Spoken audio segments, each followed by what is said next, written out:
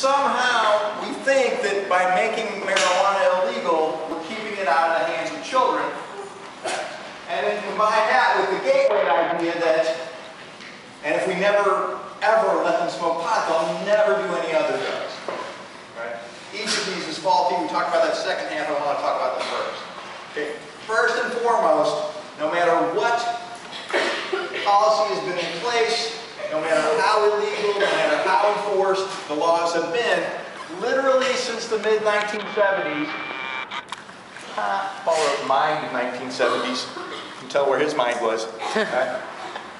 About 85% of teenagers say that marijuana is fairly easy or very easy to get. All right? And in fact, if I said right now, I'll give you $1,000 for an ounce, anybody who can get me an ounce within the next hour, I'll give you $1,000. Let's be honest, there'd be a lot of fucking pot in here. Is it per ounce? Yeah, what the hell? Okay. So the clincher is this 12 to 17 group, and I really do not recommend cannabis use for 12 to 17-year-olds. Duh. Right?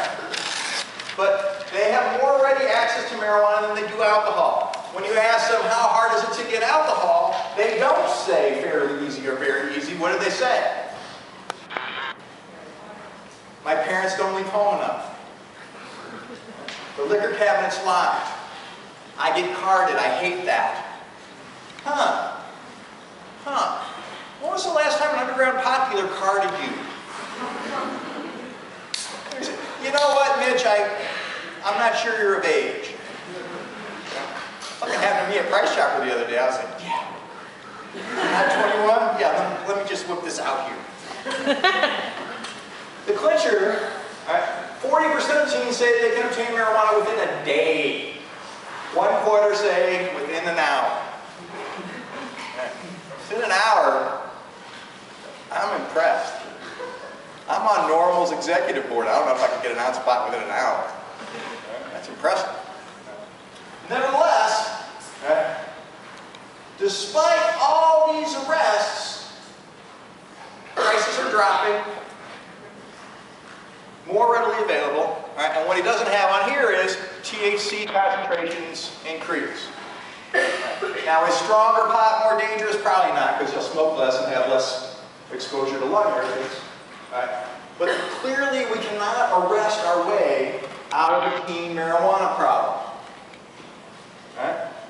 When someone offers you marijuana as a teen, do you say, no, I'll get arrested?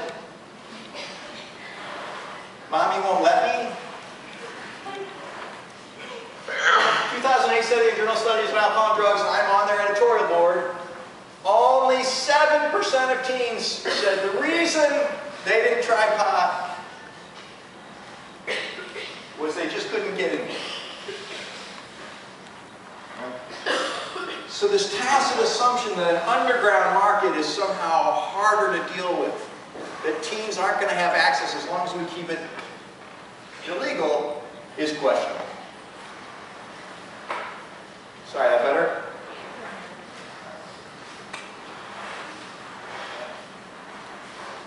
Of the 17 reasons provided, lack of availability was the least cited. Okay. Too expensive was the third least likely. And why is too expensive even relevant? Okay. The big idea was that Prohibition was somehow going to raise the price of cannabis, and it has. Okay. But does it raise it so much that a teen can't afford an eighth? Who says, you know, I just can't afford any pot, let's go huff some gas? What were the first two reasons? Not interested, which I'm not sure what that means. I'm just not. It could mean a lot of things. And health consequences. Perceptions of health consequences are accurate. When you're 12, you really shouldn't smoke pot.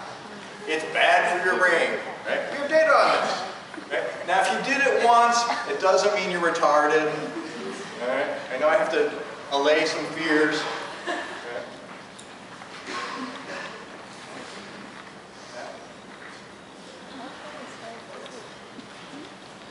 the perception of risk does seem to be a good predictor of use on all drugs. Okay? Why aren't we all shooting up heroin right now? A little bit pricey. But more than anything, I gotta think, you know what? That's probably not good for me. I should wait a couple decades before I start fucking around with the heroin. Wait till the ass cancer kicks in. Right? Like, you know you're on the way out. It ain't addictive because it sucks. Right? But odds are high, the negative consequences outweigh. And that perception of heroin risk predicts whether people use it. People who use heroin, what do they say? Well, I don't know. It's probably bad for you, but it's probably fun. Same deal with pot. All right? What we had hoped was by making it illegal, people would see it as riskier. Right? Other things that are illegal are risky, right? Like, go ahead, shout them out. Right? Prostitution, selling drugs, driving while intoxicated. Okay? Prostitution, we could argue. There's harm reduction for prostitution. Oh, sex workers of all sorts. I didn't mean to isolate anybody. Hey, it's an honorable profession. When I think about what some people in our administration do, I definitely think. No, seriously, sex workers, come on. They're really providing a service. And you get a clear contract, right? You know what you're getting on both sides. It's capitalism at its best. The problem is, decrim had virtually no effect either on marijuana use or any related attitudes and beliefs about marijuana. All right? This is across some early years, but it seems to keep persisting. All right? So in a decrim state, first of all, my friend Russell Ipakula has data suggests that people who live in decrim states don't even know what that fucking means. All right? They think marijuana is legal there, which could be a little deceptive. All right? And it doesn't seem to alter beliefs and attitudes about the riskiness of cannabis. Right? New data, same deal for medical marijuana.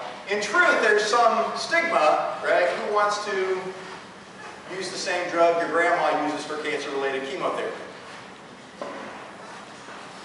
Bob Apune in 2008 says, we find that the percentages who believe they could be jailed for marijuana possession are quite similar in both states that have removed those penalties and those that have not.